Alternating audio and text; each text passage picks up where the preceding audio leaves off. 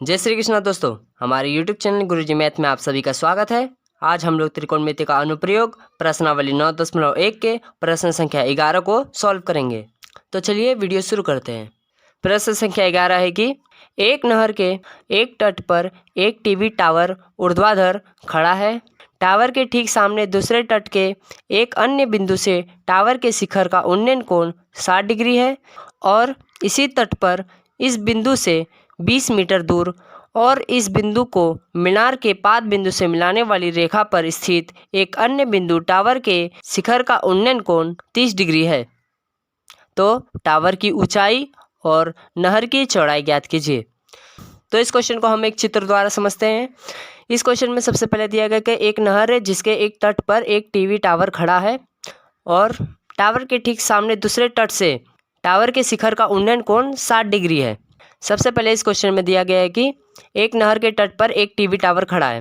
तो मान लेते हैं कि ये हमारा एक नहर है और नहर के एक तट पर एक टीवी टावर खड़ा है। और प्रश्न में क्या कह दिया गया है कि टावर के ठीक सामने दूसरे तट के एक अन्य बिंदु से टावर के शिखर का उन्नयन कोण 60 डिग्री, यानी नहर के दूसरे तट से टावर के शिखर का उन्नयन कोण 60 डिग्री है। तो इसे भी बना लेते हैं। तो यह डिग्री हम लोग को 60 डिग्री दिया गया है। और इस क्वेश्चन में दिया गया है कि इसी तट यानी यह तट से पर इस बिंदु से 20 मीटर दूर इस बिंदु को मीनार के पाद मिलाने वाली रेखा पर स्थित एक अन्य बिंदु से टावर के शिखर का उन्नयन कोण 30 डिग्री है। और दिया गया है कि नहर के दूसरे तट से 20 मीटर की दूरी पर एक बिंदु है जिससे टावर के शिखर का उन्नयन कोण 30 डिग्री है। तो इसे भी बना लेते हैं हम कि दिया गया है कि यह कोण 30 डिग्री है।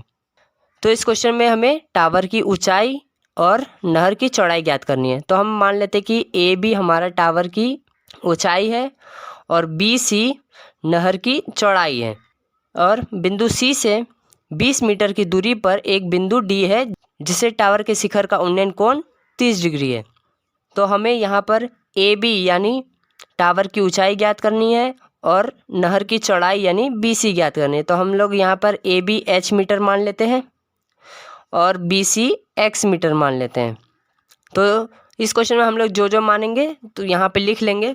तो सबसे पहले हम मानेंगे माना बी सी एक नहर है जिसकी चौड़ाई हम एक्स मीटर मान लेते हैं, जिसकी चौड़ाई एक्स मीटर है।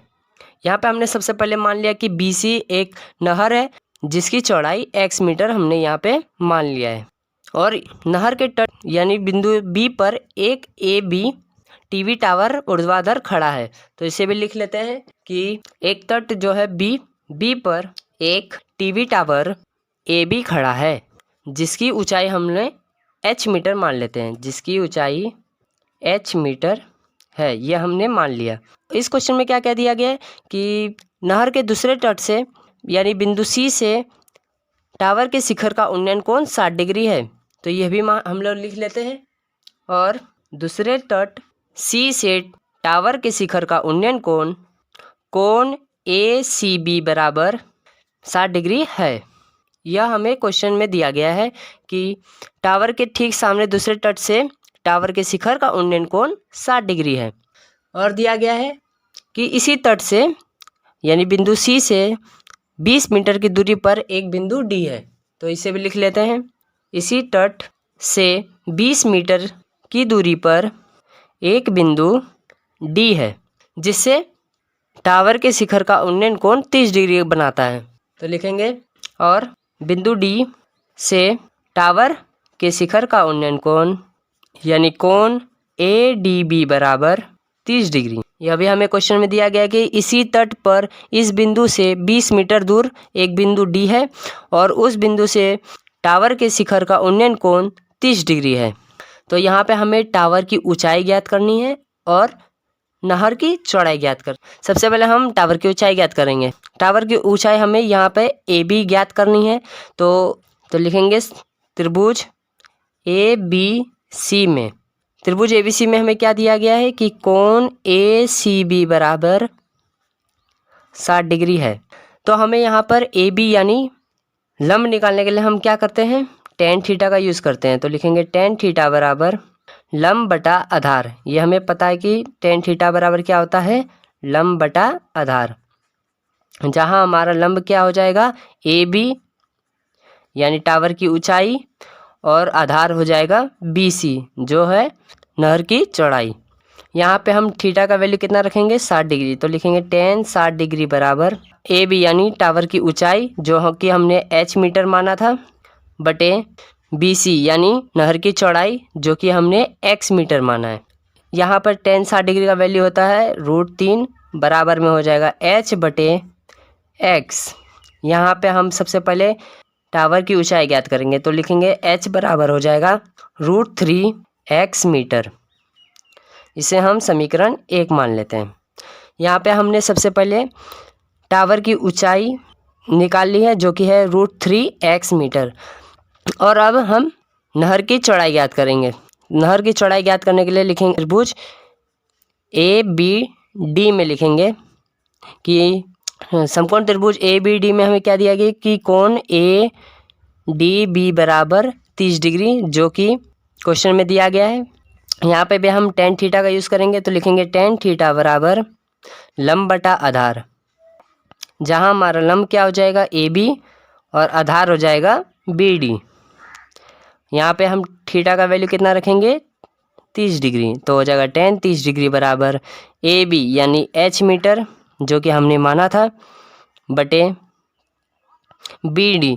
और यहाँ पे हम बी डी को क्या ले सकते हैं कि बी सी और डी सी लिख सकते हैं कि B C plus D C. तो हो जाएगा एच मीटर बटे बी सी यानी नहर की चौड़ाई जो कि हमने एक्स मीटर माना था, प्लस में हो जाएगा डी सी यानी जो 20 मीटर की दूरी पर था। यहाँ पे हम टेन 30 डिग्री का वैल्यू रखेंगे। तो हो जाएगा टेन 30 डिग्री का वैल्यू कितना होता है, 1/√3 बराबर हो जाएगा एच बटे एक्स प्लस 20। अब यहाँ पे क्या करेंगे, हम क्रॉस मल्टीप्लिकेशन करेंगे। तो हो जाएगा √3h बराबर एक्स प्लस 20। अब क्या करेंगे, हम यहाँ h का वैल्यू जो कि हमने पता है कि √3 एक्स मीटर हमने निकाला है, यहाँ पे हम रख लेंगे। तो हो जाएगा √3 h का वैल्यू कितना रखेंगे, √3 x बराबर में हो जाएगा x प्लस 20।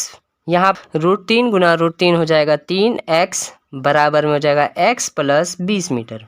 और यहाँ पे हम x को बराबर के इस तरफ लेके आ जाएंगे, 3x माइनस x बराबर 20। और यहाँ पे 3x में से x घटेगा तो हो जाएगा 2x बराबर हो जाएगा 20, जहाँ हमें x का वैल्यू पता चल जाएगा कि जो कि है नहर की चौड़ाई 10 मीटर। यहाँ पे हमें सबसे पहले BC यानी नहर की चौड़ाई ज्ञात हो चुकी है जो कि है 10 मीटर।